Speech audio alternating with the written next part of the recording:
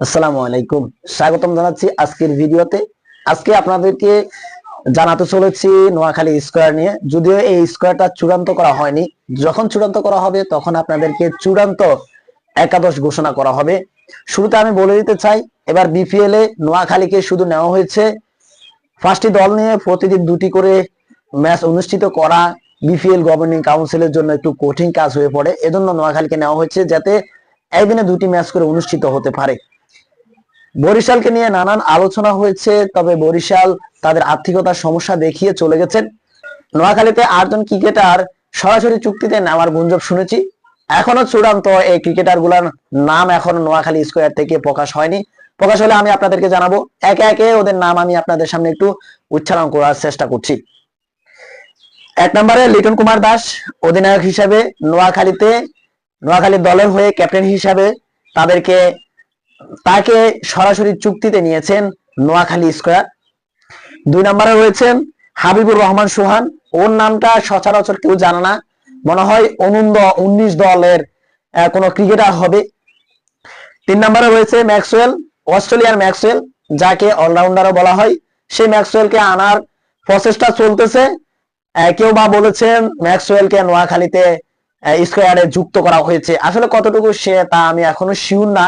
যখন পূর্ণাঙ্গ সূচি প্রকাশ করা হবে তখন আমি আপনাদেরকে জানাবো। 4 নম্বরে রয়েছে শামীম হোসেন পাটোয়ারি। শামীমকে নিয়ে নানান আলোচনা হয়েছে। আয়ারল্যান্ডের বিপক্ষে শামীমকে বাদ দিয়ে অঙ্কনকে নেওয়া হয়েছে। লিটনের কথা মতো শামীমকে বাদ দিয়েছে, অঙ্কনকে লিটনের কথা মতো নেওয়া হয়েছে। আশরাফুল ইসলাম মিটু ভাই এই কথাটা সরাসরি সংবাদ মাধ্যমে উল্লেখ করেছেন।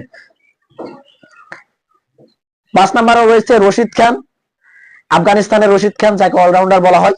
তার ব্যাপারে তো কিছু বলার মতো নাই, কিছু বলতে হবে না। আপনারা তো অবশ্যই তার বিষয়টা, তার স্কিলটা, তার যে যোগ্যতা, সে যোগ্যতার কথা আপনাদেরকে আর বলা লাগবে না। তিনি তো দুর্দান্ত ভালো খেলেন। 6 নম্বরে শরীফুল ইসলাম রয়েছেন, বাংলাদেশের জাতীয় দলের ক্রিকেটার। বলার হিসাবে তাকে নোয়াখালী দলে ভিড়িয়েছে। 7 নম্বরে রয়েছে সৌম্য সরকার, যাকে আমরা ওপেনিং ব্যাটসম্যান হিসাবে চিনি। জাতীয় দলে তিনি ওপেনিং ব্যাটসম্যান করেন। 8 নম্বরে রয়েছেন হাসান মাহমুদ। হাসান মাহমুদ একজন বোলার, বাংলাদেশের জাতীয় দলের ক্রিকেটার। তাকেও দলে ফিরিয়েছে নোয়াখালী। এই 8 জন ক্রিকেটারকে চুক্তিতে নিয়েছে, সরাসরি চুক্তিতে নিয়েছে নোয়াখালী। তাদের স্কোয়ার এরকমটাই প্রকাশ করেছেন। যদিও এই স্কোয়ারটা চূড়ান্ত না, এর পরবর্তী স্কোয়ারে হয়তোবা পরিবর্তন হতে পারে। যদি পরিবর্তন হয় আমি আপনাদেরকে জানাবো। জানতে চাইলে আমার ফেসবুক পেজ এবং ইউটিউব চ্যানেলে আপনারা যুক্ত হতে পারেন। পেজটিকে ফলো করতে পারেন, চ্যানেলটিকে সাবস্ক্রাইব করতে পারেন। আর আপনারা কমেন্টস করে জানাবেন ভিডিওটি কেমন হয়েছে, আপনাদের কাছে ভালো লেগেছে কিনা।